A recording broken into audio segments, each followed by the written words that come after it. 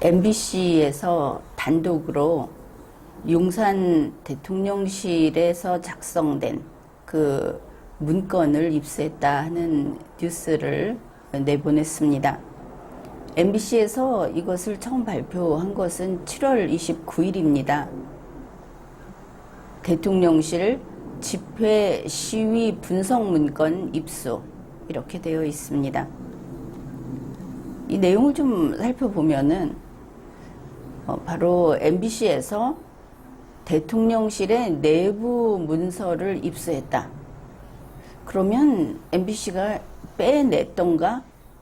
대통령실 내부에 있는 인물이 MBC에 빼돌렸던가? 거래를 했던가? 이 중 하나겠죠. 그래 그 내용은 대통령실 앞에서 하고 있는 집회와 시위를 분석한 그런 문건이라고 하고 이것을 보도하는 MBC의 입장은 그렇습니다. MBC가 용산 대통령실의 문건을 가지고 있다. 입수했다. 그리고 이 문건이 어떻게 대통령실 안에서 만들어졌는지 또 그 작성된 문건은 누구에게까지 보고됐는지 밝혀라. 이렇게 뉴스를 내보낸 겁니다. 그러면은 용산 대통령실 안에서는 거기서 만든 문건이 MBC에 나갔다 하는 게 가장 큰 문제가 되겠죠. 아이고 우리가 나쁜 짓을 하다 걸렸구나 이게 아니고 대통령실이라는 그 용산 청사 자체가 철통같이 그 보안을 하고 있다. 그래서 로봇 개도 있고 드론도 있고 굉장히 그 몇 중으로 단속을 하고 있다 그랬는데 그 안에서 작성된 문건을 MBC가 입수했다는 겁니다. 이게 큰 일인 것이죠. MBC가 그것을 가지고 갔다고 한다면은 다른 힘있고 또 이런 것을 할 수 있는 능력이 있는 곳에서는 다 가져갈 수 있겠구나. 그렇게 볼 수 있겠죠. MBC가 보도한 내용은 이렇습니다. 이슈 리포트라고 적혀 있는 이 문건은 제목이 용산 대통령 집무실 앞 집회 및 시위 입체 분석 이렇게 돼 있다. 작성한 시기는 2022년 6월 30일. 작성한 그 곳은 대통령실 시민사회 수석 산하에 있는 시민소통 비서관실. 이렇게 그 문건 자체를 알아볼 수 있게 보여주면서 방송을 했습니다. 여기에서는 대통령실이 그 윤석열 대통령이 이 집회와 시위 또 시민단체, 민노총 이런 곳을 바라보는 시각 그의 철학을 문제 삼고 있습니다.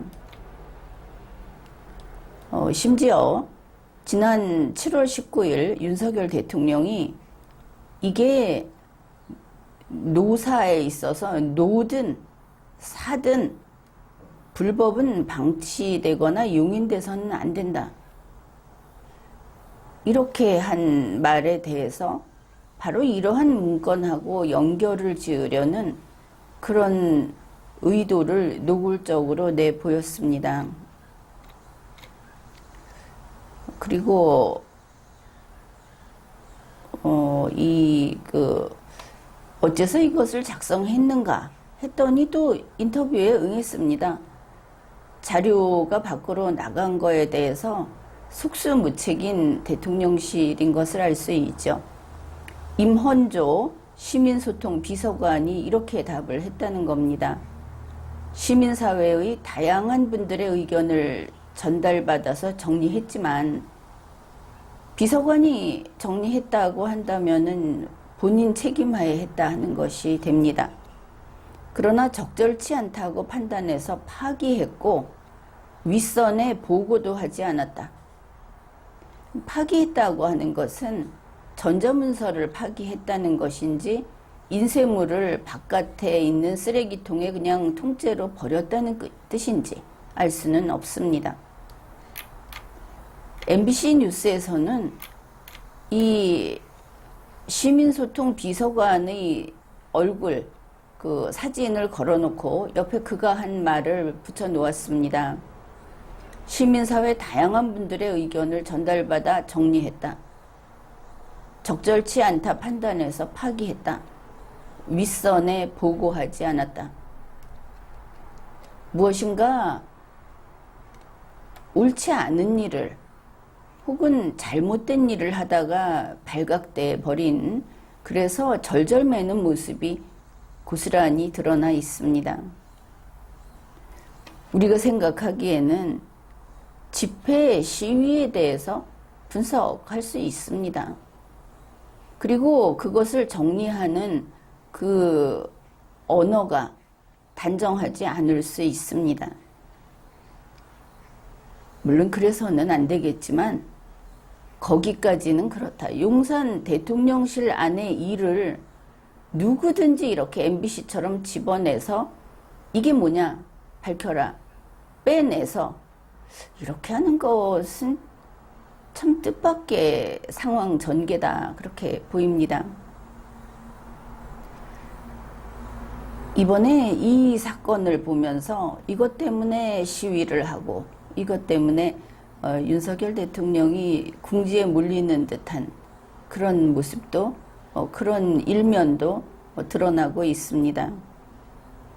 문제는 용산 대통령실이라는 곳이 우리 개인이 관리하는 책상 서랍만도 못하다.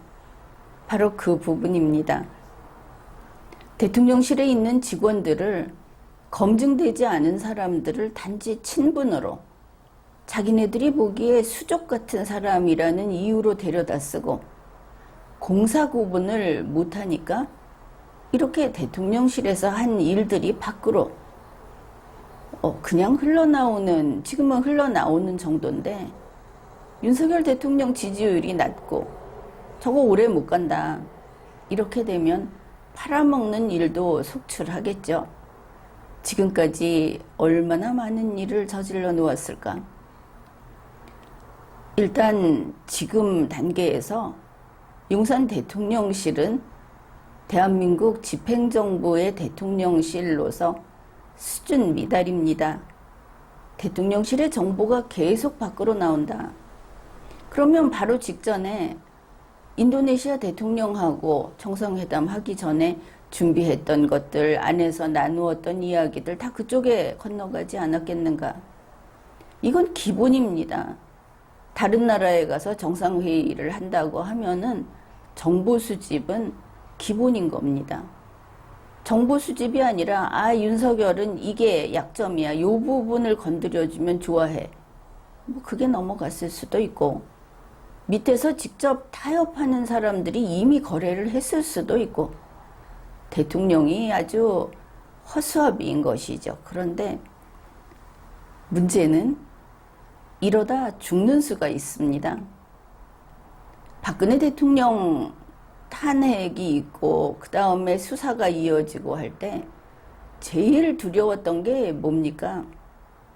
휴대폰 정보, PC 정보, 아니 캐비넷에서 한아름 안 하다 건네준 정보. 무서운 것은 내부에 있는 첩자라는 겁니다. 용산 대통령실에는 온갖 프락치가 다 들어가 있다. 더구나 그들은 대통령에 대한 충성심은 손톱만치도 없다. 애국심도 없다. 이 정권이 어찌 되든, 대한민국의 정부가 어찌 되든 그 자리에 들어간 자기 자신은 그게 백을 잘 쓴 자기의 능력이었다고 생각하는 그런 사람들이기 때문에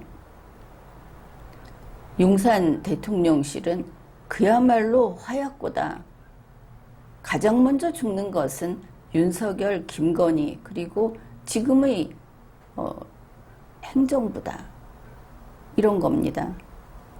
윤석열 대통령 벌써부터 누누이 이야기를 했는데 지금 그 안에 들어가 있는 사람들 아마 절반은 5만 군데에서 다 줄이 다 있는 프락치들이다. 이렇게 봐도 될 겁니다.